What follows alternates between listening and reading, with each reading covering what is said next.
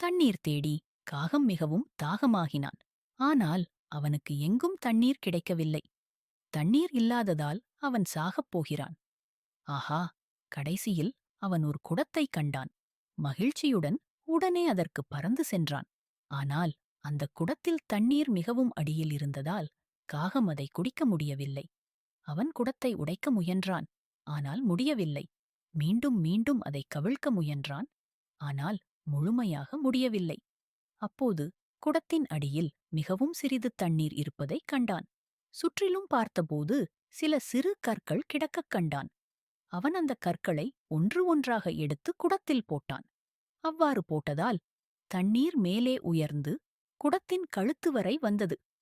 காகம் தண்ணீரை மனநிறைவாக குடித்து பறந்து சென்றது.